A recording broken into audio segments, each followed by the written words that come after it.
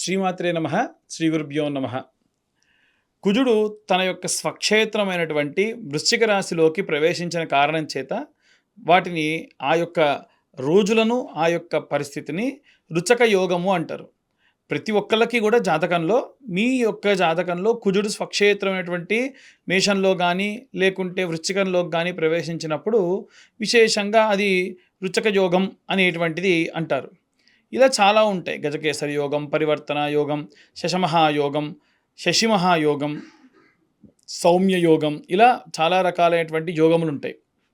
అయితే ఈ రుచక యోగం ఉన్న సమయం నందు సాధారణంగా బయట అందరూ కూడా ఏం చెప్తున్నారంటే, ఈ జాతకం వారికి అద్భుతంగా ఉంటుంది, ఇక వీరికి ఎదురే లేదు, వీరు పట్టిందల్లా బంగారం, ఇక వీరు వెనక్కి తిరిగి చూసుకునే పని లేదు, ఇలా ఎన్నో రకాలైనటువంటి చెబుతూ ఉంటారు.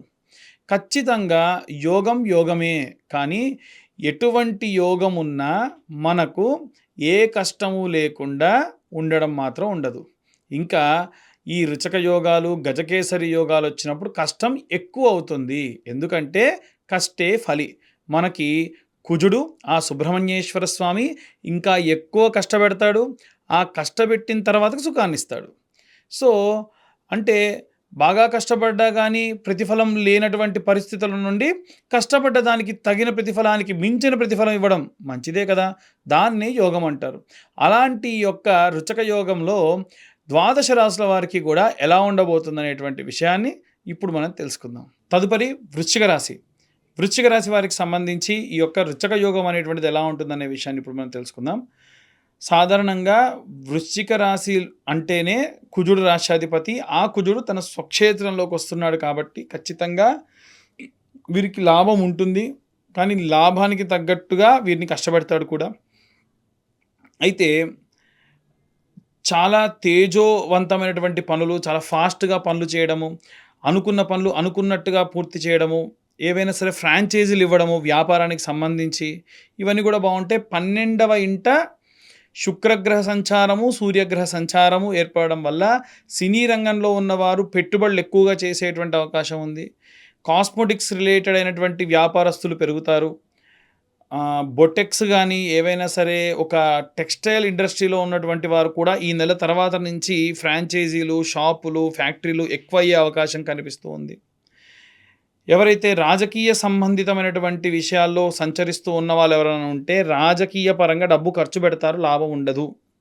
ఎట్టి పరిస్థితుల్లో చాలా జాగ్రత్తగా డబ్బు ఖర్చు పెట్టండి. అనవసరంగా డబ్బులు పోగొట్టుకోకండి. బార్ టెండర్ లైసెన్స్లకు కూడా డబ్బులు కట్టి పోగొట్టుకునే వాళ్ళు కూడా ఎక్కువగా ఉంటారు. ఎట్టి పరిస్థితుల్లో మీరు ఈ సమయంలో ఈ యొక్క రాశివారు, వృశ్చిక రాశివారు రుచక యోగం బాగుంది కదా అని చెప్పి బార్ టెండర్ లైసెన్స్లు వెయ్యకండి. డబ్బులు పోతాయి, రాసి పెట్టుకోండి, ఎటువంటి సందేహం లేదు. అలాగే దశమ స్థానంలో, లాభస్థానంలో కేతువు. ఇక్కడ చూడండి వీరికి ఎలా ఉంది అనంటే డబ్బులు వస్తాయి. 12వ స్థానంలో ఉన్నటువంటి ఖర్చే, అనవసరమైన ఖర్చు.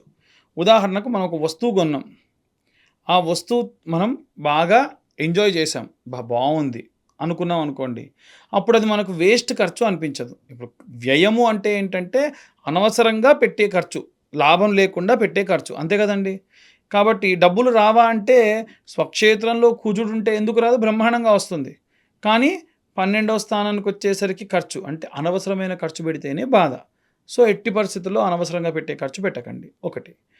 ఇక్కడ మళ్ళీ లాభస్థానంలో కేతువు అంటే మీకు లాభం రావాల్సింది రాకుండా అడ్డుపడుతుంది. ఎప్పుడు అనవసరంగా మీరు ఖర్చు పెడితే వచ్చే లాభం ఇంటి దాకా రాదు, ఆ ఖర్చుకు బయటే పోతుంది. అదొకటి.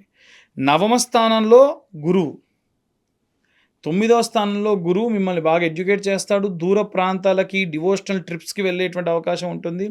మీ ధర్మం కోసం, మీ ఇంట్లో ఏవైనా పూజల కోసం డబ్బు ఖర్చు పెడతారు. దానివల్ల తర్వాతి 3 నెలల్లో లాభం చేకూరుతుంది. ఇక విశేషంగా ఈ యొక్క వృశ్చిక రాశిలో ఉన్నటువంటి వారికి చతుర్థ స్థానమునందు ఈ యొక్క రాహుగ్రహ సంచారం ఏర్పడడం. రాహు ఎప్పుడు కూడా 4వ స్థానంలో ఉంటే, ఇది కూడా ఒక రకంగా చెప్పాలంటే రాహు 4వ స్థానంలో ఉంటే కుటుంబ సభ్యులు ఎవరికైనా ఆరోగ్య సమస్యలు ఉన్నాయని చెప్పి చూపించడం, తీరా హాస్పిటల్కి వెళ్ళినా లేదా ఏదైనా టెస్ట్కి వెళ్ళినా ఏం లేదని చెప్పడం, డబ్బు ఖర్చు అవ్వడం. సో చూడండి, ఇక్కడ మీకు డబ్బులు వచ్చినట్టే వచ్చి అష్టదిగ్బంధనం చేసినట్టు 4వ స్థానంలో రాహువు, 12వ స్థానంలో సూర్యుడు అది వక్ర పొంది, అలాగే కేతువు, మళ్ళీ 5వ స్థానంలో శని. 5వ స్థానంలో ఉన్న శని ఏమిటి? శని చండాల యోగం జరుగుతుంది కాబట్టి 5వ స్థానంలో ఉన్న శని మీకు లేనిపోని ఐడియాలు ఇవ్వడం, ఇన్వెస్ట్‌మెంట్ పరంగా వెళ్ళడం, అలా కూడా డబ్బులు ఖర్చు పెట్టడం. కాబట్టి జాగ్రత్తగా ధనపరమే కాదండి, శ్రమించడం, ఆ శ్రమకు తగ్గ ప్రతిఫలం రాకపోవడం ఇలాంటివి కూడా జరగొచ్చు. కాబట్టి విశేషంగా వీరు సుబ్రహ్మణ్యేశ్వర స్వామి యొక్క జపము, తర్పణములు చేయించడం వీరికి ప్రత్యేకంగా లాభించేటువంటి అవకాశం కనిపిస్తుంది. ఇక ఎవరికైనా సరే ఈ రాశిలో ఉన్నటువంటి వారికి జాతకం గురించి తెలుసుకోవాలనుకుంటే పూర్తిగా మీ పేరు, మీ date of birth, time, place ఉంటే కింద ఉన్న నెంబర్కి వాట్సాప్ చేయండి. డీటెయిల్డ్గా జాతకం గురించి మాట్లాడవచ్చు.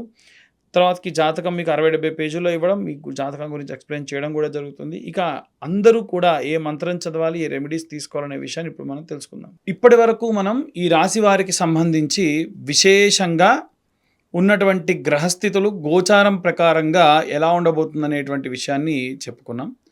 వీరిప్పుడు చదవవలసినటువంటి మంత్రం ఏమిటి? రుచక యోగము అనగానే కుజుడు తన స్వక్షేత్రంలో సంచరిస్తున్న కారణం చేత విశేషంగా సుబ్రహ్మణ్యేశ్వర స్వామికి సంబంధించి ఆరాధన, అలాగే కుజగ్రహానికి సంబంధించిన జపము వీరికి విశేషమైనటువంటి శక్తినిస్తుంది. ఇందులో భాగంగా సర్ప సంబంధిత దోషములు ఉన్న వారికి కూడా ఆ దోషములన్నీ పోతాయి. కాబట్టి ఇప్పుడు నేను చెప్పేటువంటి ఈ మంత్రాలు వారు నిత్యము ఈ రుచక యోగం ఉన్న నెల రోజులు చదువుకోవడం విశేషమైనటువంటి సత్ఫలితాన్ని ఇస్తుంది. అందులో భాగంగా నవనాగుల యొక్క మంత్రం ఉంటుందండి. అనంతం వాసుకిం శేషం పద్మనాభంచ కంబలం శంఖపాలం ధృతారాష్ట్రం తక్షకం కాళీయం తథ. ఈ నవనాగులు కూడా చూసుకుంటే మనకు శివుడి యొక్క మెడలో ఉన్నటువంటి వాసుకి దగ్గర నుంచి మొదలు పెడితే విష్ణుమూర్తి కింద ఉన్నటువంటి పద్మనాభుడి వరకు కూడా పూర్తిగా 9 సర్పముల యొక్క నామములు నిత్యం 11 సార్లు పఠించిన మేరగా వారికి ఉన్నటువంటి సర్పదోషం అనేటువంటిది పోతుంది. అలాగే కుజ అరిష్టేతు సుసంప్రాప్తే కుజ పూజాంచ కారయేత్ కుజధ్యానం ప్రవక్ష్యామి రోగ పీడోపశాంతయే. ఈ మంత్రం చదవడం వల్ల కూడా విశేషంగా మీ జాతకంలో ఉన్నటువంటి కుజదోషం అనేటువంటిది పోతుంది.